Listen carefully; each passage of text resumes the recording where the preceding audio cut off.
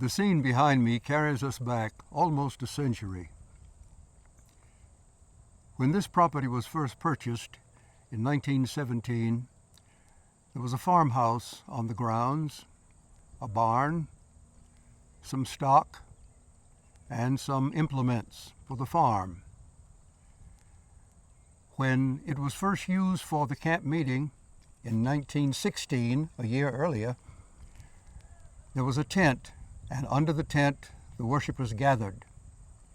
But once the property became under the ownership of the Brothers and Sisters of Love, they brought their own tents in which to dwell. They pitched another tent in which to have the fellowship meeting, and they had all the little implements that were available at that time for their comfort. Within another year or two, after the war, the small tents were replaced by tin huts, such as the one you see behind me now. In the tin hut, one could have a wash bowl, a lamp. There was one window in the place, and there was also the proverbial slop jar. Those of another generation would not understand this because of all that has taken place across this century, but those were the comforts then, and those who came to this camp meeting were accustomed to what was available at the time, and they made use of it with joy.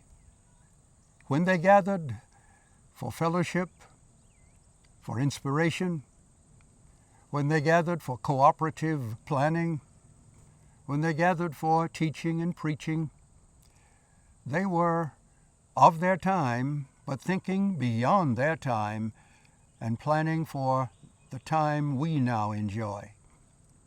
So much went into the preparation for this camp meeting, the sacrifices that took place, the sharing of funds, and there were cooperating congregations that sent in monies yearly.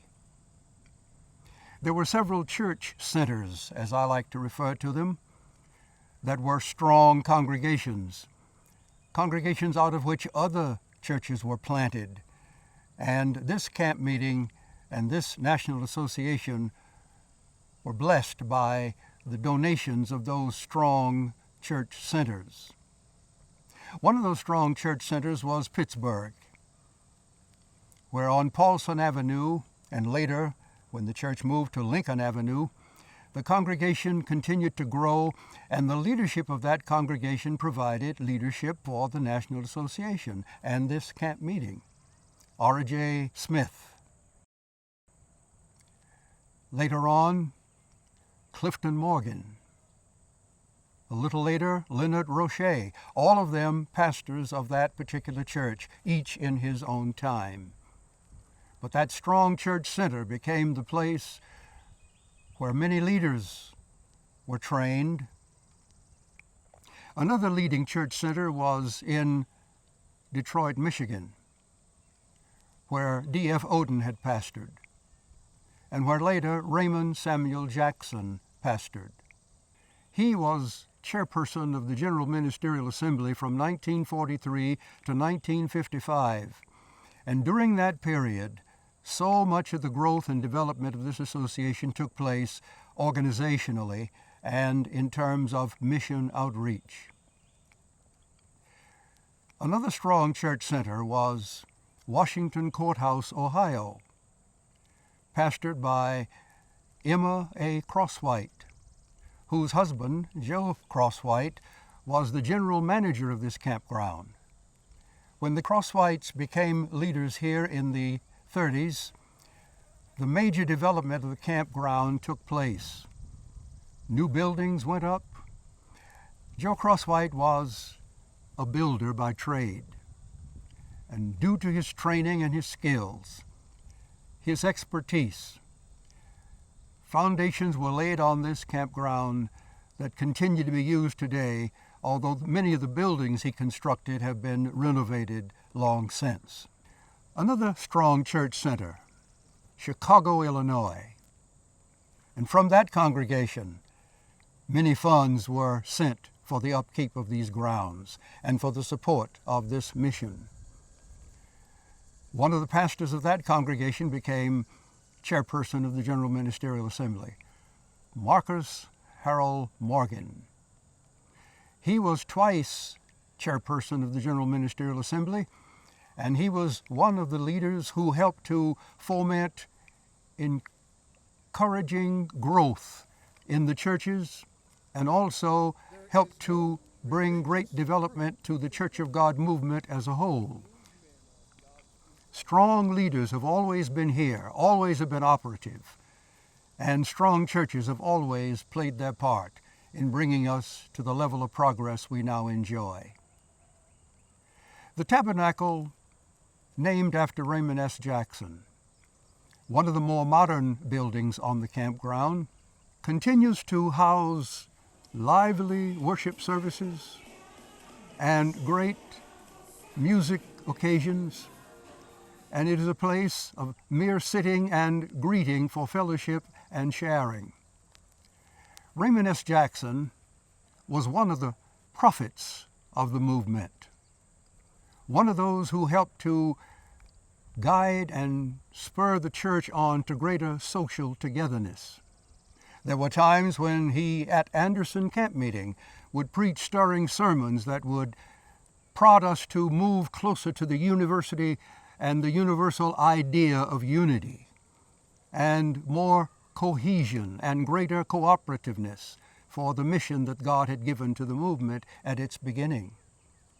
Raymond Jackson was a stalwart, and I mention him in particular because not only was he chairperson of the General Ministerial Assembly for many of those progressive years, but because he was my mentor.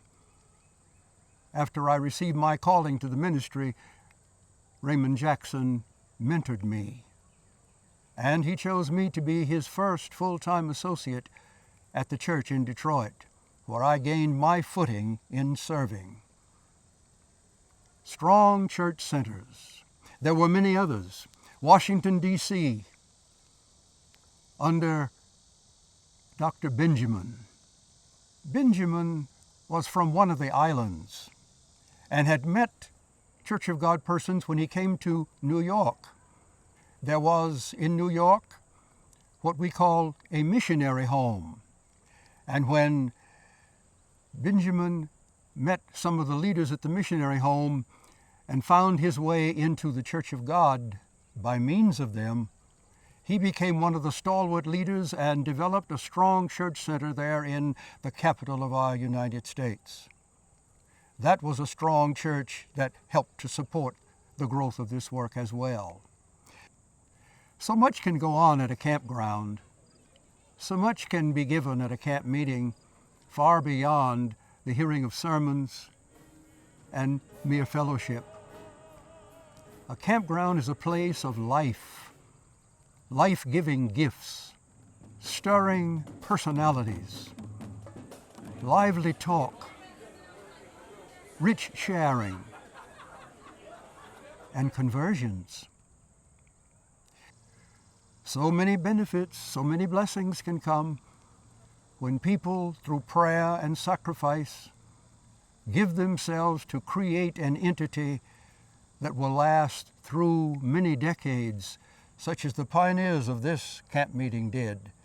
And we now enjoy what they sacrificed to place before us. It is my prayer, together with that of thousands of others, that this place will continue long into the future and touch lives that I will never know.